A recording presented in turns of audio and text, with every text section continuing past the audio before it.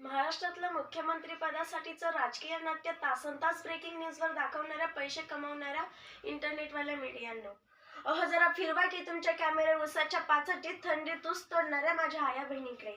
जरा दाखवा या जगाला जगाच्या पोशिंद्याचं शोषण आणि काळ्या बाजारात विकलं जाणारं आमचं राशन. अहो दाखवा या जगाला शेतकऱ्यांच्या पोरांच्या तुटलेल्या पाट्या आणि फाटलेली पुस्तकं. शेतकऱ्यांच्या पाण्यामधलं जगणं दाखवा, रात्रंदिवस राबणं दाखवा. त्यांच्या कोवळ्या हातातल्या कुऱ्हाडी आणि लाकडं देखील दाखवा. लोकशाहीचं मरण दाखवा, शेतकऱ्यांचं सरण दाखवा, कोरडं धरण दाखवा, भ्रष्टाचाराचं उरण दाखवा, विजेचा लपंडाव दाखवा, विहिरीचा तक दाखवा आणि कर्जाच्या बोजाला शेतकऱ्याच्या पाठीवर असलेली वळही देखील दाखवा.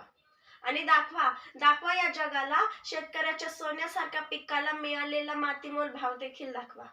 आणि मग हातात माईक घेऊन माझा भारत देश हा एक कृषी प्रधान देश आहे असं पुन्हा एकदा म्हणून दाखवा.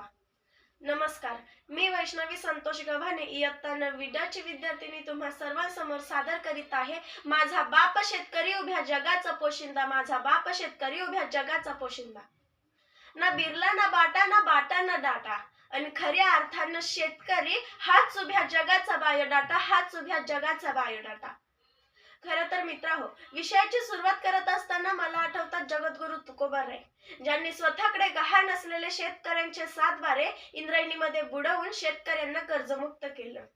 विषयाची सुरुवात करत असताना मला आठवतात छत्रपती शिवाजी महाराज, ज्यांनी गवताच्या काडीला सुद्धा योग्य महत्त्व देऊन खऱ्या अर्थानं शेतकऱ्यांचं राज्य निर्माण केलं. विषयाची सुरुवात करत असताना मला आठवतात महात्मा ज्योतिराव फुले, ज्यांनी इंग्लंडच्या राणीच्या दरबारात आधीच सांगून ठेवलं होतं की माझ्या बळीराजाच्या समस्येचा आढावा घ्या. विषयाची सुरुवात करत असताना मला तो यूपीचा शेतकरी आठवतो, ज्याच्या वाटेला कर्जमाफीमध्ये फक्त 93 रुपये 9 पैसे इतकीच कर्जमाफी आली होती. अहो गद्दार आहे ती कर्जमाफी, जी आजपर्यंत फक्त कागदावरच उतरत आलेली आहे. एवढंच नाही, ह्या क्षणाला मला भालेरावांची ती कविता आठवते. लेतो अंगावर चिंध्या खातो मिरची भाकर, लेतो अंगावर चिंध्या खातो मिरची भाकर, काढी उसाची पाचट जगा मिळाया साखर, काटा त्याच्याच कापाई त्यानं काय केलं पाप. आणि मग शेवटी ते म्हणतात कष्ट सारे त्याच्या हाती अन दुसऱ्यांच्या हाती माप. म्हणजे भालेरावांच्या कवितेतील या शेतकऱ्याची गाथा आणि वास्तविकामध्ये असलेले माझ्या शेतकरी बापाची व्यथा ही अजूनही जशीच्या तशीच आहे. लॉकडाऊन मध्ये कोरोना सारख्या महाभयंकर युद्धाशी झटत असताना सर्वसामान्य जनतेच्या घराच्या दारापर्यंत पोहोचून त्यांना अंतर पोसण्याचं काम जर कोणी केलं असेल ना, तर तो माझा बाप शेतकरी आहे. आपण डॉक्टरांचे आभार मानले, पोलिसांचे आभार मानले, ऑन ड्युटी सर्व शासकीय कर्मचाऱ्यांचे देखील आभार मानले, परंतु आज आपण एकाचे आभार मानायला तर विसरलोच. कोण? शेतकरी. होय, शेतकरी. आपण शेतकऱ्याचे आभारच मानले नाही. अहो एवढंच काय, बोलायचं का नाही, बोललंच पाहिजे. आत्ताच कृषी विषयक 3 कायदे काढण्यात आले. त्यातील पहिला कायदा असा आहे की आवश्यक वस्तू उत्पादन भंडारा नदी नियम.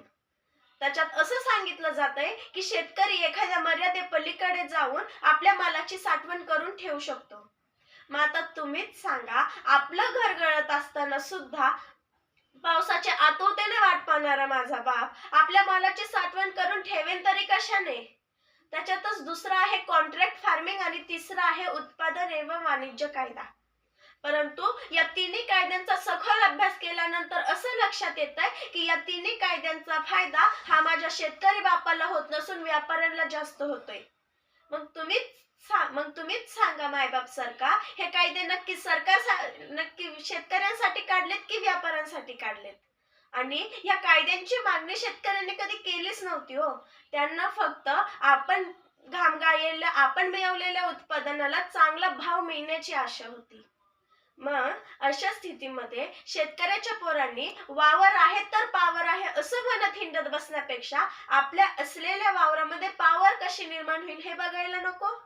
एवढंच काय, तंत्रज्ञान नावाच्या बंदिस्त शब्दाला आपल्या बापाच्या बांधापर्यंत पोहोचून खऱ्या अर्थानं विकासाला सुरुवात करायला नको?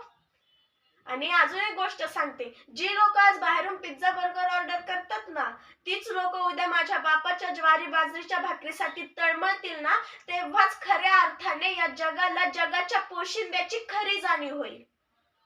त्यामुळेच सांगते सांगते, अजूनही वेळ गेलेली नाहीये, त्यामुळे जाता जाता एवढंच सांगते, गंगा की कसम यमुना की कसम, गंगा की कसम यमुना की कसम, में ताना माना बदलेगा, रावी की रवानी बदलेगी, और अगर जोश में अगर होश होगा तो जलिम का जमाना बदलेगा। कुछ तुम बदलो कुछ हम बदले, कुछ तुम बदलो कुछ हम बदले, आओ सब मिलकर किसान की जिंदगी बदले, आओ सब मिलकर किसान की जिंदगी बदले। तरच मग खऱ्या अर्थानं आपण म्हणू शकतो की माझा बाप शेतकरी उभ्या जगाचा पोशिंदा, माझा बाप शेतकरी उभ्या जगाचा पोशिंदा। जय जवान जय किसान, अन्नदाता सुखी भव।